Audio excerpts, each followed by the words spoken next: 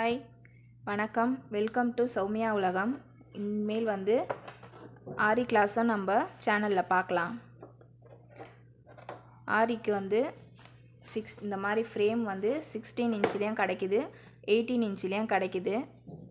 ஃப்ரேமும் ஸ்டாண்டும் ஒரே மாதிரி இருக்கணும். ஒரே மாதிரினா இது ஸ்டாண்டு வந்து 18 இன்ச்சில் வாங்கினீங்கன்னா இந்த ஃப்ரேமையும் 18 இன்ச்சில் தான் வாங்கணும். ஏன்னா மாற்றி மாற்றி வாங்கிக்காதீங்க, வாங்கக்கூடாது. வாங்கினீங்கன்னா அது ஃபிக்ஸ் ஆகாது, அதனால் சொல்கிறேன். இப்போது இந்த ஸ்டாண்டை எப்படி ஃபிக்ஸ் பண்ணுறதுன்னு சொல்லிட்டு பார்க்கலாம். இந்த ஸ்டாண்டில் வந்து இந்த மாதிரி ஹோல்ஸ் இருக்குங்களா, இதுக்கு வந்து இந்த ஸ்டிக்கு, இந்த மாதிரி ஸ்டிக்கு கொடுத்துருப்பாங்க. இந்த மாதிரி ஸ்டிக்கை வந்து இந்த நெட்டு போட்டு வந்திருக்கோம். இந்த நெட்டை நம்ம கழட்டிட்டு இதில் போட்டு இதில் இப்படி நம்ம டைட் பண்ணணும். இப்படி பிடிச்சிட்டு இப்படி டைட் பண்ணணும். 4 பக்கமும் நம்ம இந்த மாதிரி இந்த ஸ்டாண்டோட காலை வச்சாச்சு 4 பக்கமும். இது வந்து இப்போது பாக்ஸு டைப்பில் கூட வந்திருக்கு. நான் இன்னும் அந்த ஸ்டாண்ட் வாங்கி யூஸ் பண்ணலை. இப்போ கிளாஸ்க்கு வரவங்களுக்கு இந்த மாதிரி தான் நான் கொடுத்துட்ருக்கேன்.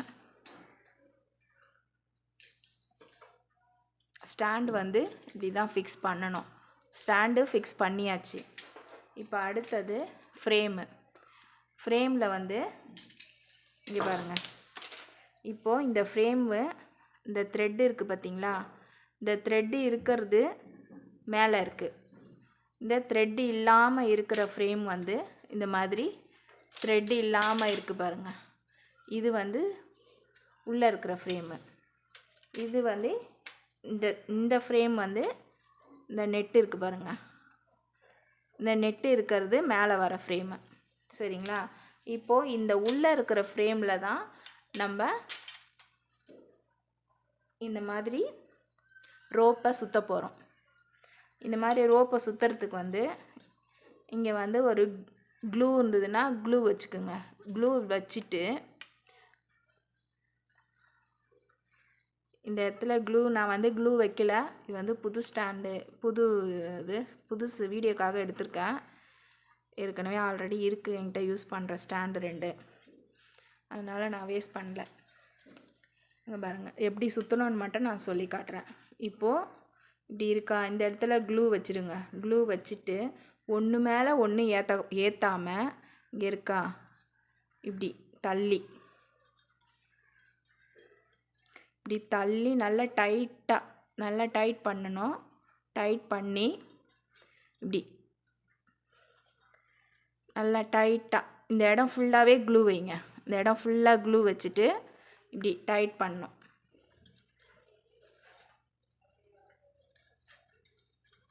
இப்படி கையில் பிடிச்சிட்டு இப்படி டைட் பண்ணிகிட்டே வரணும். ஒன்று மேலே ஒன்று ஏறக்கூடாது. ஏறிச்சின்னா வந்து ஃப்ரேமு உள்ள கிளாத்து வந்து கொஞ்சம் லூஸ் ஆகிற மாதிரி இருக்கும்.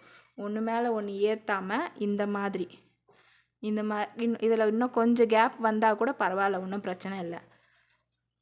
இந்த மாதிரி ஃபுல்லாக இந்த மாதிரி தான் நம்ம சுற்றிக்கணும். இப்போ நான் ஆல்ரெடி சுற்றி வச்சுருக்கேன், அதை காட்டுறேன். இது வந்து நான் யூஸ் பண்ணுற ஃப்ரேமு.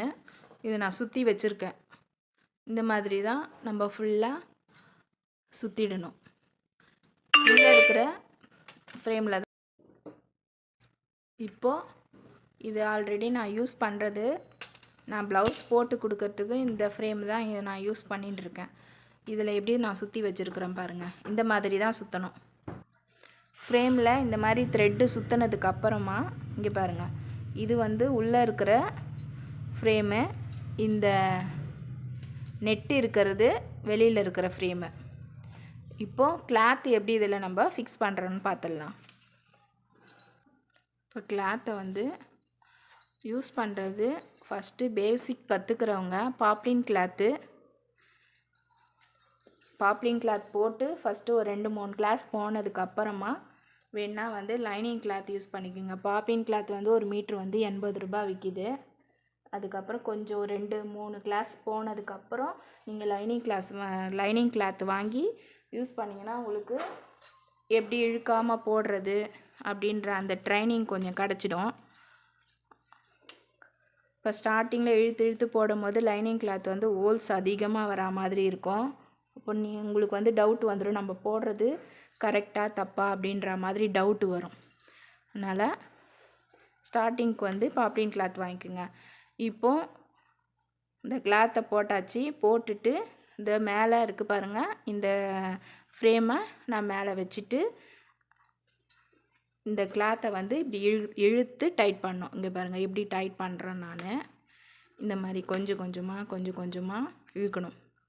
இந்த மேலே இருக்கிறது இழுக்கும் போது ஒரு சிலருக்கு வந்து மேலே தூக்கிட்டு வந்துடும். அந்த தூக்கிட்டு வராமல் கொஞ்சம் பேலன்ஸ் பண்ணி இப்படி லேசாக இழுத்துட்டு சுற்றி இழுக்கணும். சுற்றி இழுத்து டைட் பண்ணணும். பொறுமையாக டைட் பண்ணணும். லைனிங் கிளாத்லாம் வச்சு யூஸ் பண்ணுறீங்கன்னா என்ன ஆகும், டக்குன்னு அப்படியே கிளாத்து வந்து கிழிஞ்சிடும். அந்த மாதிரி கிழியக்கூடாது. 2 ஃப்ரேமையுமே வந்து கரெக்டாக வச்சு ஹேண்டில் பண்ணணும். இந்த மாதிரி பொறுமையாக எல்லா பக்கமும் சேர்த்து சுற்றி இழுத்துட்டு வந்து டைட்டாக ஆகிடுச்சு பாருங்கள். நல்லா இந்த மாதிரி தட்டும்போது சத்தம் வரும். இந்த மாதிரி சவுண்டு வரணும். அப்போ தான் கிளாத் வந்து நம்ம கரெக்டாக ஃபிக்ஸ் பண்ணியிருக்கோம். எங்கேயுமே லூஸ் இல்லை பாருங்கள். இந்த மாதிரி எங்கேயும் லூஸ் வரக்கூடாது. லூஸ் இல்லாமல் டைட்டாக போட்டுக்குங்க. டைட்டாக போட்டு ஃபிக்ஸ் பண்ணிவிட்டு இப்போது நம்ம ஸ்டாண்டில் வச்சிடலாம். ஸ்டாண்டில் வைக்கும் போது இங்கே பாருங்கள், இந்த இடத்துல இந்த நெட் இருக்கா, அதே மாதிரி இந்த நெட்டும் இந்த இடத்துலையே வரா மாதிரியே நம்ம இதில் வைக்கணும்.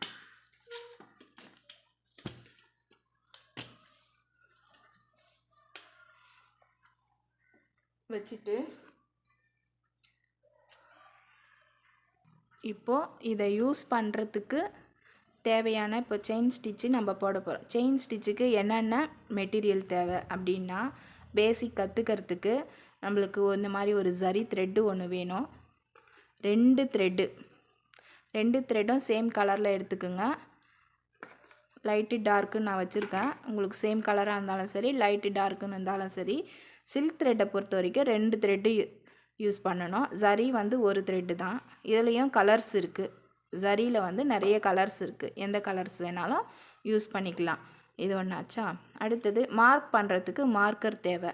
இப்போ இந்த மாதிரி கிளாஸ் மார்க்கர் வந்து இதுலேயும் கலர்ஸ் இருக்குது. கலர்ஸ் என்ன கலர் வேணுமோ நம்ம கிளாத்துக்கு ஏற்ற மாதிரி நம்ம கலர்ஸ் வாங்கிக்கலாம். இந்த கிளாஸ் மார்க்கரை வந்து எல்லாம் முடிச்சிட்டிங்க, ப்ளவுஸ் வந்து பேசிக் அட்வான்ஸ் எல்லாம் முடித்து எனக்கு நல்லா போட வரும் அப்படின்ற ஒரு பட்சத்துக்கு இந்த மாதிரி கிளாஸ் மார்க்கர் வந்து ப்ளவுஸில் மார்க் பண்ணுவீங்கள்ல, ஆர்டர் ப்ளவுஸு இருந்தாலும் சரி, உங்களோட ப்ளவுஸாக இருந்தாலும் சரி, அதில் மார்க் பண்ணுறதுக்கு இந்த மாதிரி மார்க்கர் வாங்கிக்கோங்க. இப்போ பென்னு வந்து நான் எதுக்கு எடுத்துருக்கிறேன்னா, இப்போ கிளாஸ் உங்களுக்கு போட்டு காட்டுறதுக்கு இதில் போட்டால் அந்தளவுக்கு கிளியர் பிக்சர் கிடைக்காது. அதனால் நான் இதில் எடுத்துக்கிறேன். நீடில் வந்து பார்த்திங்கன்னா 13, 14 பேசிக்கு அட்வான்ஸு ரெண்டுத்துக்கும் த்ரெட்டு ஒர்க்குன்னு போயிட்டாலே நீடில் நம்பர் வந்து பாருங்கள் தெரியுதா, 13, 14 ரெண்டுமே வந்து த்ரெட் ஒர்க்குக்கு. 23, 24 இது வந்து பீட்ஸுக்கு போட்டுக்கலாம். சரிங்களா. இப்போது நம்ம chain stitch class 1 chain stitch பார்க்கலாம். செயின் ஸ்டிச் எப்படி போடுறதுன்னு பார்த்துடலாம். ஃபஸ்ட்டு நான் ஜரி த்ரெட்டில் எப்படி செயின் ஸ்டிச்சு போடுறது அப்படின்னு சொல்லிட்டு போட்டு காட்டுறேன். அடுத்தது சில்க் த்ரெட்டில் போட்டு காட்டலாம். இப்போ வந்து இதை சுற்றுறது வந்து இந்த மாதிரி ஒரு 2-3 டைமு இப்படி சுற்றிட்டு அதுக்கப்புறமா நல்லா ஒரு பந்து மாதிரி கிடைக்கும் பாருங்கள். இதை எடுத்தோம்னா இப்படி வந்து சுற்றின்னு இப்படி வந்துடும். இந்த மாதிரி பந்து மாதிரி கிடைக்கும். இந்த மாதிரி கிடைக்கும் போது தான் நம்ம மேலே தூக்கும் போது கீழே வராது, கரெக்டாக இருக்கும். நல்லா குண்டாக சுற்றிக்குங்க. இந்த அளவுக்கு இருக்கணும். அப்போ தான் நம்ம த்ரெட்டு கீழே இருந்து மேலே தூக்கும் போது தனியாக வராது. நீடில் பாருங்கள், நான் அந்த நீடில் தான் 13 நீடில் தான் இது த்ரெட்டு சுற்றி வச்சுருக்கேன். இப்போது இந்த மாதிரி இதுதான் நம்ம இழுக்க போகிறோம். பாருங்கள், நல்லா பாருங்கள். இப்படி இருக்கா, இந்த ஆள்காட்டி விரலில் இப்படி பிடிச்சிட்டு இப்படி சுற்றுறேன். இப்படி சுற்றிட்டு இப்படி பிடிச்சிக்கிறேன். ரெண்டுமே இப்படி பிடிச்சிக்கிறேன். பிடிச்சிட்டு இந்த நீடில் இருக்குது பாருங்கள், இதை இப்படி பிடிச்சி இப்படி நம்ம இழுக்கணும். இப்படி பிடிச்சி இழுத்தோம்னா இது கீழே இருந்து மேலே இப்படி தான் பிடிச்சி இழுப்போம். சரியா?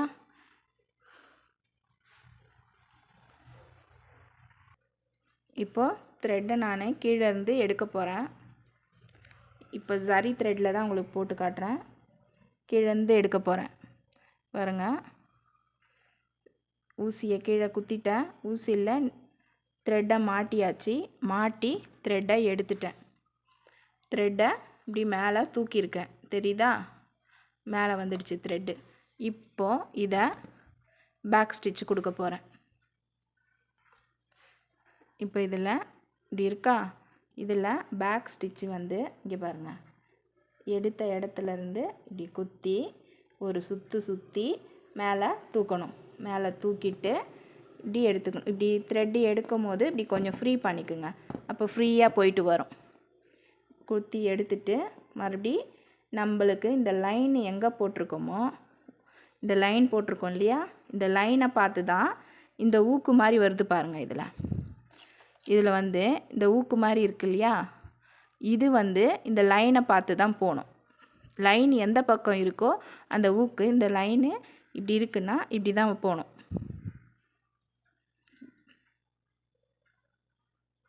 இப்போ பாருங்கள், குத்தி சுற்றி அப்படியே மேலே தூக்குறேன். ஃப்ரண்ட்டு பேக்கு, இங்கே பாருங்கள், ஃப்ரண்ட்டை பார்த்து குத்துறேன், சுற்றுறேன், அப்படியே பேக்கில் திருப்பிட்டு மேலே தூக்கணும். பேக்கில் திருப்பி மேலே தூக்கணும், அப்போ தான் மேலே வரும். குத்துறேன், சுற்றுறேன், மேலே திருப்பிட்டு மேலே தூக்கணும். Front back, front back, front back, இந்த மாதிரி தான் எடுக்கணும். சரிங்களா? பாருங்க, குத்துறேன், குத்திட்டு கீழே சுற்றுறேன், அப்புறம் மேலே பேக்கில் திருப்புறேன், திருப்பிட்டு மேலே தூக்கிட்டேன் நான். இந்த மாதிரி தான் எடுக்கணும். மறுபடி இன்னொரு வாட்டி நல்லா பெருசாக நான் போட்டு காட்டுறேன். இப்போ இந்த த்ரெட்டை மேலே தூக்கியாச்சு. இதை கட் பண்ணிக்கிறேன். இப்படி கட் பண்ணிவிட்டு ஒரு த்ரெட்டை கீழே இழுத்துடலாம். ஒரு த்ரெட்டை கீழே இழுத்துட்டா ஒரு த்ரெட்டு தான் மேலே நிற்கும். இப்போ இந்த மேலே நிற்கிற த்ரெட்டையும் நீடியில் கொடுத்து கீழே இழுத்து விட்டுடலாம். அப்போ நம்ம கொடுத்துருக்க அந்த ஸ்டிச்சு வந்து கழண்டு வராது. கீழே இழுத்து விட்டுடணும். இது கழண்டு வராது. அடுத்தது சில்க் த்ரெட்டில் பார்க்கலாம். இதே செயின் ஸ்டிச்சு சில்க் த்ரெட்லேயும் போட்டு காட்டுறேன். இப்போது ரெண்டு த்ரெட்டையும் ஒன்றா சேர்த்து சுற்றியாச்சு. பந்து மாதிரி சுற்றிக்கிட்டு இப்போது போடலாம். பாருங்கள், எப்பயும் போல் பேக் ஸ்டிச்சு கொடுக்கறதுக்காக த்ரெட்டை எடுத்து ஒரு பேக் ஸ்டிச்சு ஃபஸ்ட்டு போட்டுக்கலாம். போட்டு இப்போது செயின் பாருங்கள்,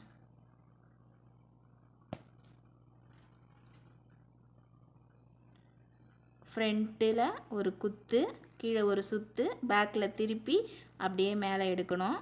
ஃப்ரண்ட்டில் ஒரு குத்து, மேலே சுற்றி அப்படியே மேலே எடுக்கணும். ஃப்ரண்ட்டில் ஒரு குத்து, மேலே சுற்றி அப்படியே மேலே எடுக்கணும். சுற்றிட்டு பேக்கில் திருப்பி மேலே தூக்கணும். இதே தான் நம்ம லாஸ்ட் வரைக்கும் பண்ணணும்.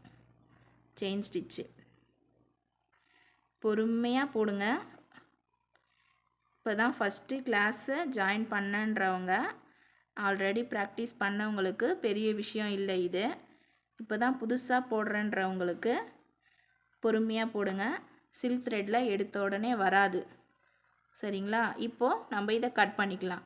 சரி த்ரெட் எப்படி கட் பண்ணமோ சேம் அதே தான், அதே மாதிரியே த்ரெட்டை மேலே தூக்கிட்டு ட்ரிம்மர் எடுத்து நம்ம இதை கட் பண்ணுறோம். கட் பண்ணிவிட்டு த்ரெட்டு கீழே இழுத்த உடனே ஒரு 2 த்ரெட்டு கீழே வந்துடும். 2 த்ரெட்டு மேலே நிற்கிதா? இப்போ நீடியில் கீழே கொடுத்து த்ரெட்டை கீழே இழுத்துக்கலாம். இதில் சுற்றி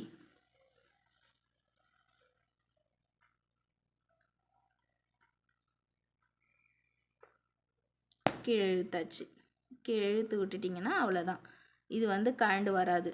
இது வந்து கிளாஸ் 1 போட்டு ப்ராக்டிஸ் பண்ணிவிட்டு அதுக்கப்புறமா எனக்கு வாட்ஸ்அப் பண்ணுங்கள்.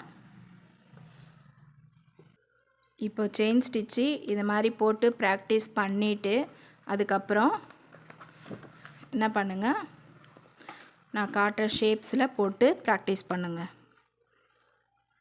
ஒரு வாரம் டைம் எடுத்துக்குங்க. இப்படி லைனில் இந்த லைனாக போடுங்க. ஃபஸ்ட்டு ஸ்டார்டிங்கை இந்த மாதிரி லைனில் போட்டு ப்ராக்டிஸ் பண்ணிவிட்டு அதுக்கப்புறம் இந்த லைன் இப்படி போடுறீங்களா, போட்டு இப்படி போங்க. மறுபடி இப்படி நீடில் எந்த பக்கமாக லைன் போதோ அந்த லைனை பார்த்து தான் நீடில் திரும்பணும். இந்த மாதிரி ஒரு 2-3 டைம் போட்டு ஃபஸ்ட்டு இது 1, இது 2, இதை போட்டுட்டு இது நல்லா ப்ராக்டிஸ் ஆகிடுச்சி அப்படின்னும் போது பாக்ஸ் இந்த மாதிரி நல்லா பெருசாக வரைங்க. ஃப்ரேமில் கிட்ட போட்டிங்கன்னா ஸ்டார்டிங்கில் போடுறவங்களுக்கு கொஞ்சம் கஷ்டமாக இருக்கும். இந்த மாதிரி போட்டு ப்ராக்டிஸ் பண்ணுங்கள். ஒரு பிக்சரும் 2 டைம்ஸ் போடுங்க.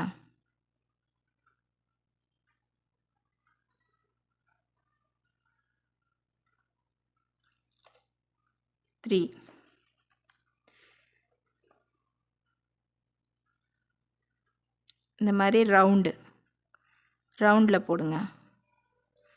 இதுவும் 2 டைம்ஸு. எந்த பக்கம் இந்த லைன் போதோ அந்த லைனை பார்த்து தான் உங்களுடைய நீடில் திரும்பணும். அதை ஞாபகம் வச்சுக்கோங்க.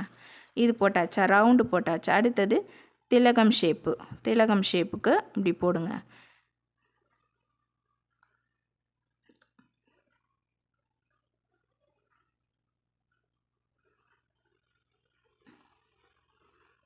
இந்த மாதிரி சின்ன ரவுண்டு உள்ளே வரல, ரொம்ப கிளாத் எனக்கு சுருங்குது, ஹோல்ஸ் வருதுன்னா இந்த சின்ன ரவுண்டு போட வேண்டாம்.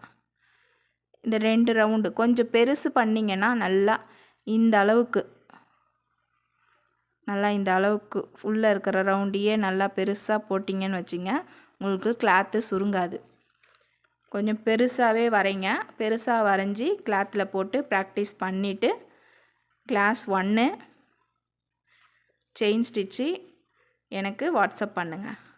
Okay, thank you. தேங்க்ஸ் ஃபார் வாட்சிங். ஓகே, பாய்.